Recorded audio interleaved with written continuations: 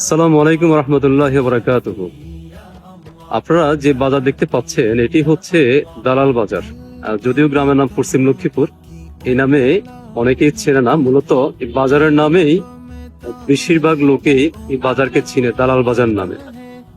আর এই যে দালাল বাজার দেখতেছেন, আসলে এটা দালাল বাজার ছিল না, এটা ছিল দালান বাজার।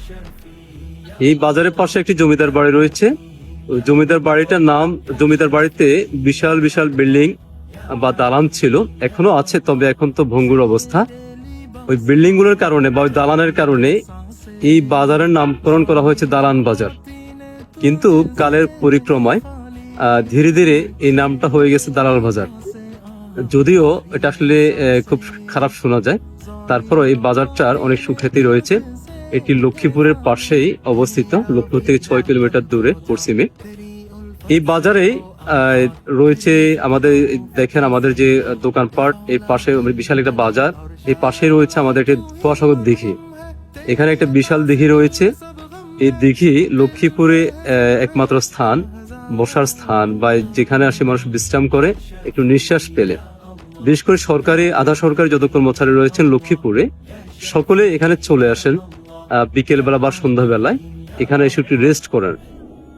এই দিঘির পাশে অনেকগুলো রেস্টুরেন্ট রয়েছে, সেখানে খাওয়ার পরিবেশ রয়েছে, খাওয়া দাওয়া করে, বা বাজারে অনেক রেস্টুরেন্ট রয়েছে, এখান থেকে খাওয়া দাওয়া করে মানুষ বিদায় নেয়।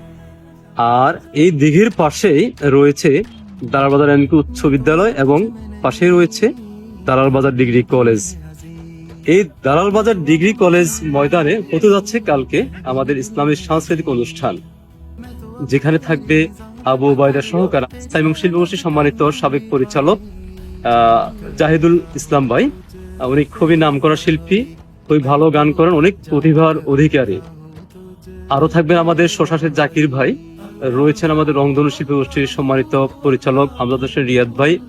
তারপর রয়েছেন আমাদের ইয়াসিন আরাফাত ভাই, উনি হচ্ছে ঢাকা অনুপম থেকে আসছেন, ঢাকা অনুপমের সাবেক পরিচালক ছিলেন। পাশাপাশি এখানে থাকবেন আমাদের জাকির ভাই সহকারে আরো অনেকেই। আরো রয়েছেন আমাদের অভিনেতাগণ, আমাদের নাট্য অভিনেতাগণ অভিনয় করবেন, অনেক সুন্দর সুন্দর নাটিকে তারা উপহার দিবেন।